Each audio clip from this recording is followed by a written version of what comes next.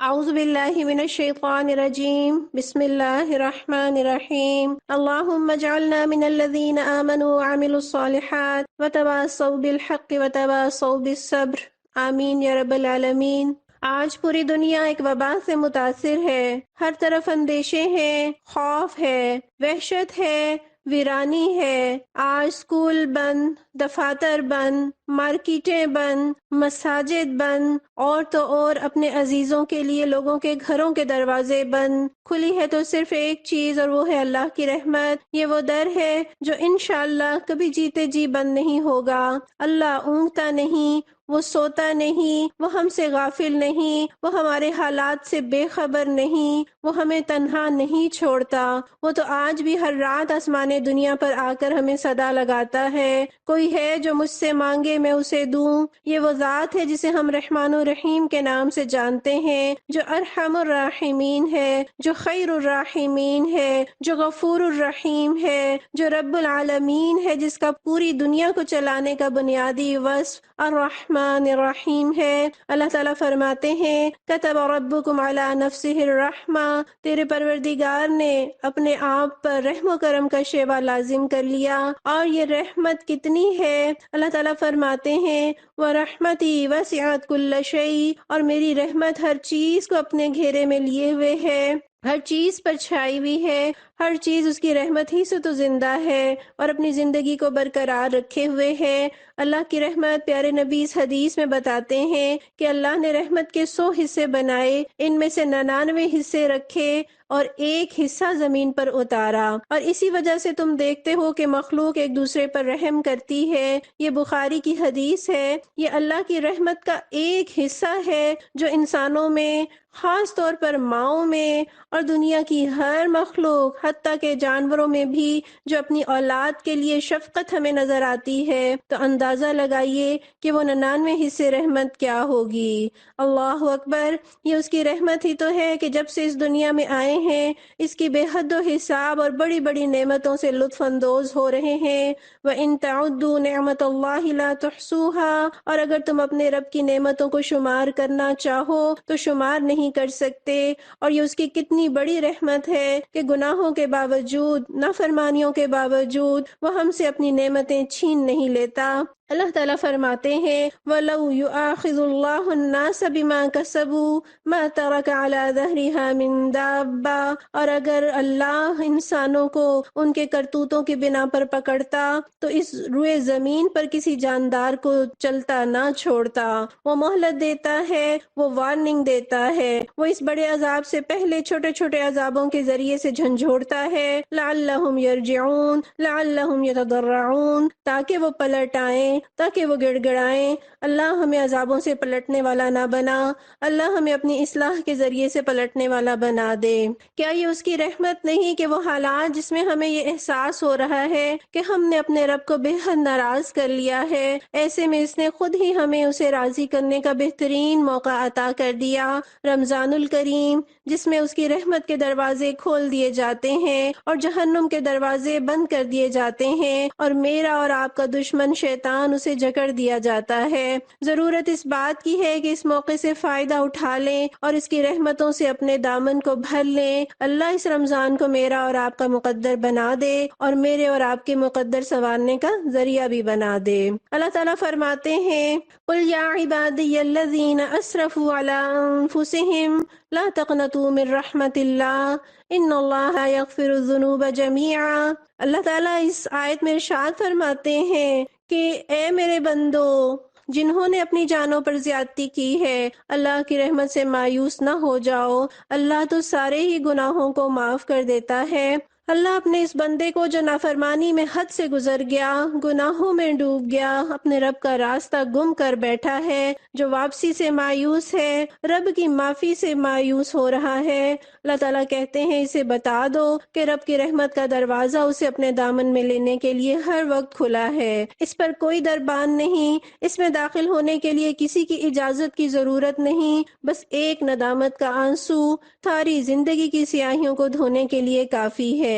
اللہ کے نبی فرماتے ہیں یقیناً اللہ اپنے بندے کی توبہ سے، جب وہ اس کی طرف توبہ کرتا ہے اس آدمی سے بھی زیادہ خوش ہوتا ہے جو کسی جنگل بیابان میں اپنی سواری پر سوار ہو، اسی پر اس کے کھانے پینے کا سامان بھی ہو کہ وہ سواری اس سے چھوٹ جائے۔ بہت تلاش کے بعد وہ اس سے مایوس ہو کر ایک درخت کے سائے تلے آ کر لیٹ جائے، اتنے میں اچانک وہ سواری اس کے سامنے آ کھڑی ہو، وہ اس کی مہار پکڑ کر خوشی کی شدت میں کہہ ڈالے، اے اللہ، تو میرا بندہ ہے اور میں تیرا رب۔ یہ مسلم کی حدیث ہے۔ اپنے رب سے اچھا گمان رکھیے، اس کے وعدوں پر، اس کی بشارتوں پر یقین رکھیے، رب کی طرف چلنا شروع کیجئے، رب دوڑ کر تھامے گا۔ وہ تو 70 ماؤں سے بڑھ کر اپنے بندوں کو چاہتا ہے۔ رب کی رحمتوں سے مایوس نہیں ہونا۔ مایوسی تو انسان کو کفر تک لے جاتی ہے۔ یہ شیطان کی ایک بہت بڑی چال ہے۔ وہ پہلے گناہوں کو مزین بنا بنا کر پیش کرتا ہے، گناہ پر گناہ کرواتا چلا جاتا ہے، اور جب بندے کے دل میں احساس ندامت ابھرتا ہے اور وہ رب کی طرف پلٹنے کا ارادہ کرتا ہے تو شیطان اسے رب سے مایوس کرنے لگتا ہے۔ اللہ تعالیٰ فرماتے ہیں وَلَا تَيْأَسُوا مِن رَوْحِ اللَّهِ إِنَّهُ لَا يَيْأَسُ مِن رَوْحِ اللَّهِ إِلَّا الْقَوْمُ الْكَافِرُونَ۔ اللہ کی رحمت سے مایوس نہ ہو جاؤ، بے شک اللہ کی رحمت سے تو کافر ہی مایوس ہوتے ہیں۔ اور اللہ تعالیٰ ارشاد فرماتے ہیں وَمَن يَقْنَطُ مِن رَحْمَةِ رَبِّهِ إِلَّا الضَّالُّونَ، کہ تیرے رب کی رحمت سے تو گمراہ لوگ ہی مایوس ہوا کرتے ہیں۔ وہ رب جو بھری بوسیدہ ہڈیوں کو دوبارہ اٹھا کھڑا کر سکتا ہے، وہ مردہ دلوں کو بھی زندہ کر سکتا ہے۔ اللہ ہر رات اپنا ہاتھ پھیلاتا ہے تاکہ دن کو برائی کرنے والا توبہ کر لے، اور ہر دن اپنا ہاتھ پھیلاتا ہے تاکہ رات کو گناہ کرنے والا توبہ کر لے۔ تو اے اللہ کے بندو فَأَيْنَ تَذْهَبُونَ، اللہ پکار لگاتے ہیں کہ تم کہاں بھاگے جا رہے ہو؟ پلٹ آئیں اپنے پیارے مہربان رب کی طرف، اس کی رحمتوں کے دامن میں پناہ لے لیں۔ کبھی بھی اپنے لیے اس بات سے مایوس نہ ہو کہ مجھے ہدایت نہیں مل سکتی، میں سدھر نہیں سکتی۔ وہ رب جو حضرت عمر جیسے انسان کو، جو نبی صلی اللہ علیہ وسلم کو قتل کرنے کے ارادے سے گھر سے نکلے تھے، اللہ نے ہدایت کی نعمت سے نوازا اور مشرق اور مغرب میں اسلام کو غالب کرنے کا کام لیا، وہ مجھے اور آپ کو بھی ہدایت دے سکتا ہے۔ حضرت خالد بن ولید جنہوں نے اسلام لانے سے پہلے غزوہ احد میں مسلمانوں کو ناقابل تلافی نقصان پہنچایا، ہدایت ملنے کے بعد اللہ کی خاطر ساری عمر جنگوں میں گزار دی، اور اللہ نے ان کے ہاتھوں مسلمانوں کو بے شمار فتوحات سے نوازا۔ جب ابو سفیان کو ہدایت مل سکتی ہے، جب حضرت ہندہ کو ہدایت مل سکتی ہے، تو مجھے اور آپ کو بھی ہدایت مل سکتی ہے۔ آپ صلی اللہ علیہ وسلم فرماتے ہیں، بخاری کی یہ حدیث ہے کہ تم انسانوں کو کان کی طرح پاؤ گے۔ جو لوگ جاہلیت میں بہتر اور اچھی صفات کے مالک تھے، وہ اسلام لانے کے بعد بھی بہتر اور اچھی صفات کے مالک ہیں، بشرطے کہ وہ دین کا علم حاصل کریں۔ بس دین کے رستے پر چلنے کا اور اس کا علم سیکھنے کا ارادہ کر لیں، اللہ تھامنے میں دیر نہیں لگائے گا۔ اور کبھی کسی کے بارے میں یہ نہ کہیں کہ اسے ہدایت نہیں مل سکتی یا اس کی بخشش نہیں ہو سکتی۔ آپ نے فرمایا، مسلم کی یہ حدیث ہے کہ ایک آدمی نے کہا اللہ کی قسم اللہ فلاں کو نہیں بخشے گا، تو اللہ نے فرمایا کون ہے جو مجھ پر قسم کھا رہا ہے کہ میں فلاں کو نہیں بخشوں گا؟ میں نے اس فلاں کو تو بخش دیا، اور ایسا کہنے والے کے سارے عمل ضائع کر دیے۔ تیسری چیز، ہمیں اس امت کے ریوائول سے مایوس نہیں ہونا۔ انشاءاللہ اسلام غالب آئے گا۔ ہمیں بس فکر کرنی ہے تو اس بات کی کہ میری محنتیں اور صلاحیتیں اس راہ میں کام آ جائیں۔ اب ہم دیکھیں گے کہ اللہ کی رحمت ہے کیا۔ اگر ہم یہ سمجھتے ہیں کہ بڑا گھر، مال و دولت، پھیلا ہوا کاروبار اللہ کی رحمت ہے، تو ٹھہر جائیے، اپنی تصحیح کر لیجئے۔ اللہ نے اپنی کتاب میں رحمت کس کو قرار دیا ہے؟ کئی آیات ہیں جس میں ہمارے رب نے قرآن کو ہدایت اور رحمت قرار دیا ہے۔ اللہ تعالیٰ فرماتے ہیں ھذا بصائر من ربکم وہدی ورحمہ، یہ بصیرت کی روشنیاں ہیں تیرے پروردگار کی طرف سے اور ہدایت اور رحمت۔ اور اللہ تعالیٰ ارشاد فرماتے ہیں فقد جاءکم بینۃ من ربکم وہدی ورحمہ، پس یقیناً تمہارے رب کی طرف سے دلیل روشن آ گئی اور وہ ہدایت اور رحمت ہے۔ یا ایھا الناس قد جاءتکم موعظۃ من ربکم، اے انسانوں تمہارے پاس تمہارے رب کی طرف سے دل کو چھو لینے والی نصیحت آ گئی، وشفاء لما فی الصدور، اور جو سینوں کے امراض ہیں اس کی شفا، وہدی ورحمۃ للمؤمنین، اور ہدایت اور رحمت ایمان لانے والوں کے لیے۔ اور سب سے بڑی بات اللہ سورہ رحمان میں ارشاد فرماتے ہیں، الرحمن علم القرآن، وہ رحمان ہے جس نے قرآن کی تعلیم دی، یہ اس کی رحمت ہے کہ اس نے قرآن کی تعلیم دی۔ تو قرآن دراصل اللہ کی رحمت ہے۔ اس دنیا میں ہدایت کا مل جانا رب کی رحمت ہے، مگر یہ ملے گی کسے؟ یہ کیسے ملے گی؟ اپنے اندر طلب پیدا کریں، تڑپ پیدا کریں، رب سے مانگے، ارادے باندھیں۔ یہ وہ رحمت ہے جو اللہ بن مانگے نہیں دیا کرتا، یہ مانگنے سے ملتی ہے، یہ چاہنے سے ملتی ہے، یہ طلب کرنے سے ملتی ہے، اس کے لیے کوشش کرنا ہوگی۔ اللہ تعالیٰ فرماتے ہیں وَالَّذِينَ جَاهَدُوا فِينَا لَنَهْدِيَنَّهُمْ سُبُلَنَا، اور جو لوگ ہمارے رستے میں محنت کرتے ہیں اس کے لیے ہم اپنی راہوں کو کھولا کرتے ہیں، انہیں ہم اپنی راہوں کی طرف رہنمائی دیا کرتے ہیں۔ آئیے اس رمضان میں رب کی اس رحمت سے اپنے دامن کو بھر لیں۔ دوسری چیز جو اس دنیا کی زندگی میں رحمت ہے وہ دلوں کی نرمی ہے، شفقت، احساس، خیرخواہی، دوسروں کی تکلیف کا درد محسوس کرنا اور انہیں دور کرنے کی فکر کرنا۔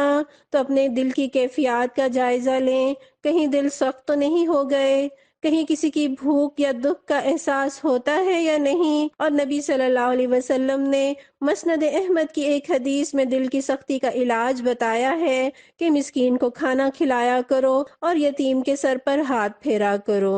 اور تیسری چیز اللہ تعالیٰ فرماتے ہیں وَمَن تَقِ السَّيِّئَاتِ يَوْمَئِذٍ فَقَدْ رَحِمْتَهُ، اور جو اس دن کی برائیوں سے، اس دن کی مشکلات سے بچا لیا گیا تو در حقیقت وہ رحمت پا گیا۔ اور نبی صلی اللہ علیہ وسلم فرماتے ہیں اللہ نے جنت سے کہا تو میری رحمت ہے، تیرے ذریعے میں اپنے بندوں میں سے جس پر چاہوں رحم کروں۔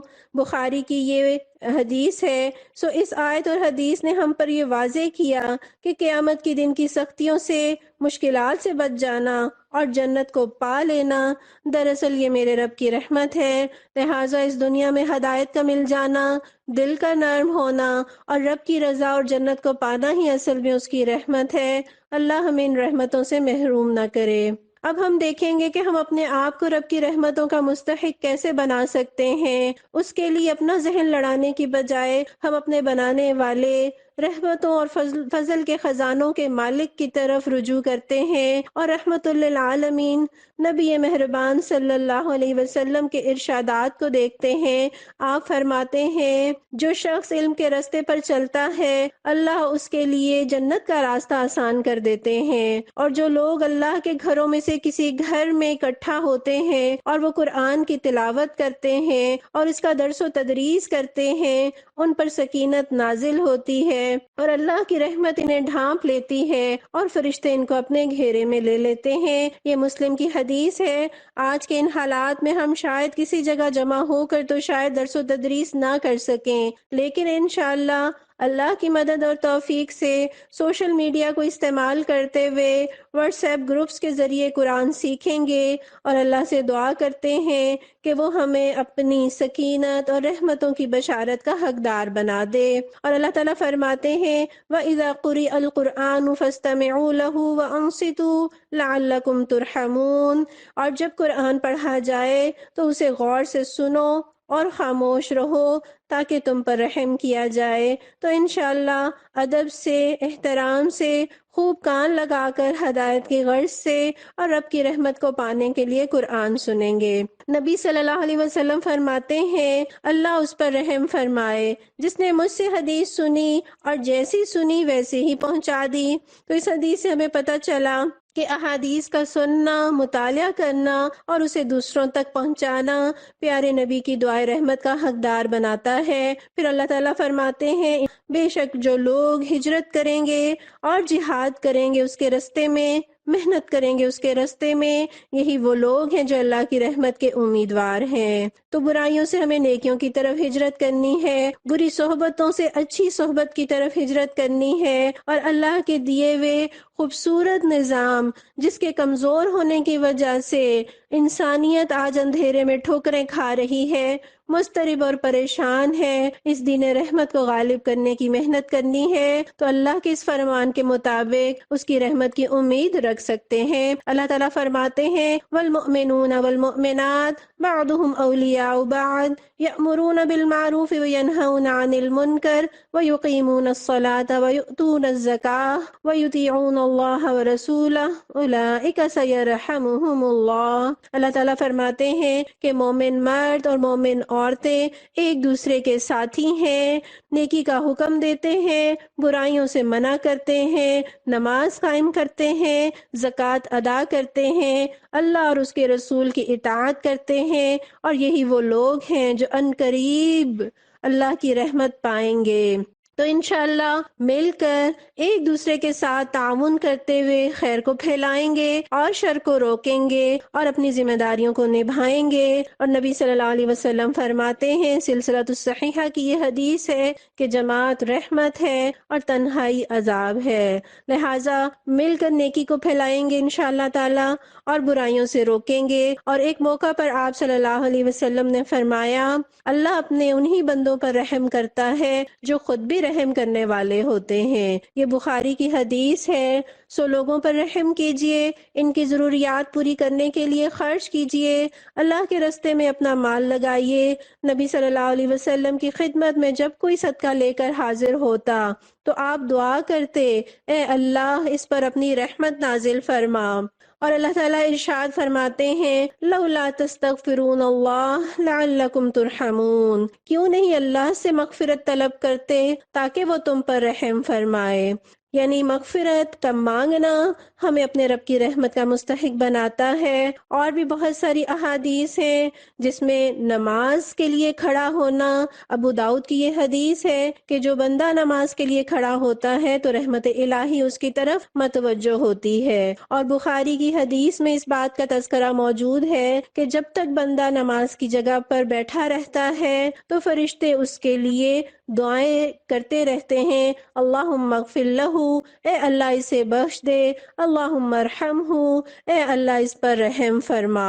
اور ذکر الہی اللہ کی رحمت کو متوجہ کرتا ہے۔ اللہ ہمیں یہ سارے کام جو تیری رحمت کو واجب کرنے والے ہیں کرنے کی توفیق دے دے، لیکن ہم یہ جانتے ہیں کہ ہم میں سے کوئی جنت کی قیمت اپنے عمل سے ادا نہیں کر سکتا۔ پیارے نبی فرماتے ہیں، کسی شخص کا عمل اسے جنت میں داخل نہ کر سکے گا۔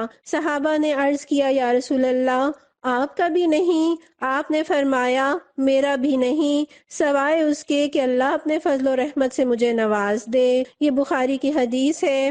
پروردگار ہم اس دنیا میں بھی تیری رحمت کے بے حد محتاج ہیں اور آخرت کے دن بھی۔ آپ صلی اللہ علیہ وسلم ارشاد فرماتے ہیں کہ روزے دار کے لیے دو خوشیاں ہیں، ایک افطار کے وقت اور ایک جب وہ اپنے رب سے ملاقات کرے گا۔ اللہ ہمیں افطار کی خوشیاں بھی عطا فرمائے اور اس دن کی بھی جب ہم اپنے رب سے ملیں اور صدا لگے، یا ایتھا النفس المطمئنہ ارجعی الی ربک راضیۃ مرضیہ فادخلی فی عبادی وادخلی جنتی۔ اے نفس مطمئن، چل اپنے پروردگار کی طرف اس حال میں کہ وہ تجھ سے راضی اور تو اپنے انجام سے خوش، بس داخل ہو جا میرے بندوں میں اور داخل ہو جا میری جنت میں۔